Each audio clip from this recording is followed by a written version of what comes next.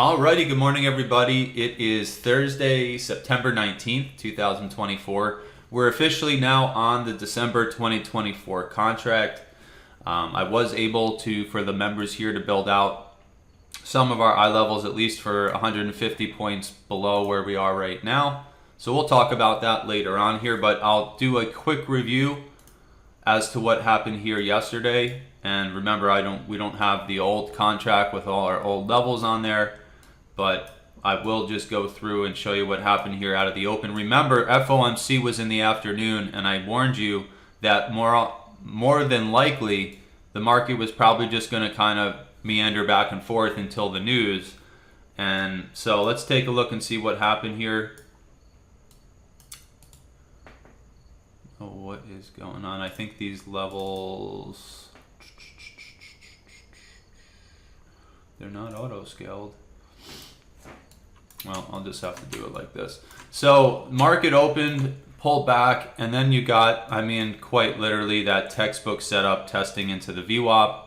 There was our holy orange power level, at least on this new contract, and beautiful opportunity there as the market was pulling back, crossover, tested the VWAP, gave a kiss to the hopeful, and then we got this. Again, it was choppy, but there was a decent pullback. If you did get short soon after the open there, you were still able to get yourself a good, at least 10 points to the downside before it eventually came back. Actually, you ended up getting a little bit more. I don't know why the orientation on here right now is not updating. Usually it's because there is a auto scale checked on one of my lines.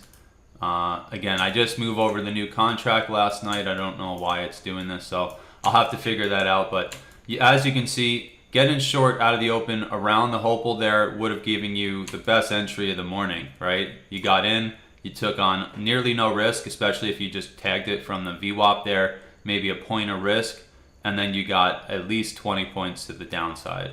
So all morning, as you can see, if you missed out on hopeful, there was a beautiful attempt. Let me bring it in here. I know you guys are looking on a smaller screen.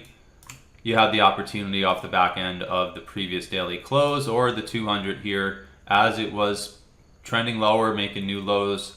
So there were two good opportunities, and then as you can see, it just kept testing the previous daily close and the VWAP until eventually we got the recovery going into close to the news event. So it started coming back, got back up through the 200 here, and then here's the news drop, right? So for me, it was 1 p.m. It's 2 p.m. Eastern, 1 p.m. Central. They made it back up above VWAP, even got a beautiful tag to the tick for a nice 10-point long there, up to the next roadmap level, which is, again, temporary for right now.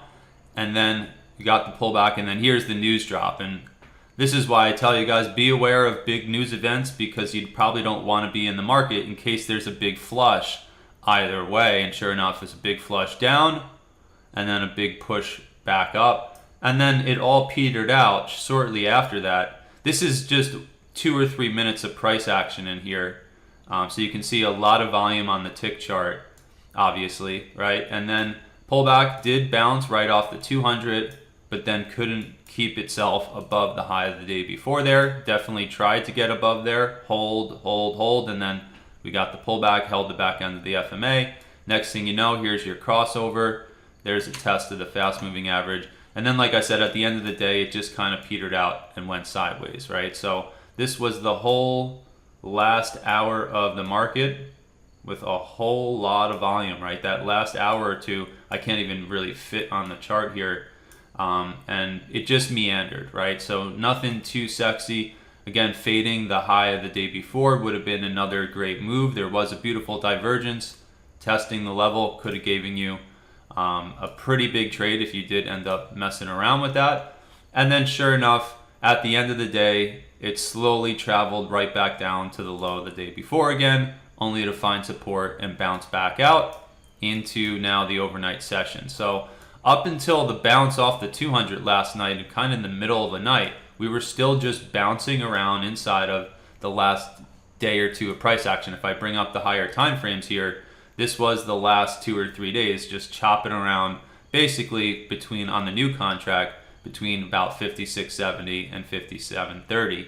And just, so that's where we found ourselves at the end of the day there, just trading inside of that range, and then coming into the overnight session still trading inside of there until right there, that pullback, which happened to be quite literally the 200 moving average to the tick. And from there, if you did end up jumping in, I know some of you are actually across the ocean, and yeah, I mean, this could be the morning for you. So if you did grab that pullback to the 200, which did have some really extreme divergence going on, you got yourself this beautiful push all through the overnight session. And again, this is why I trade with a 200 and my short moving average and my fast moving average and my shorter moving average and my VWAP, because these typically are areas in the chart where I'm going to be able to get an opportunity that has very limited risk.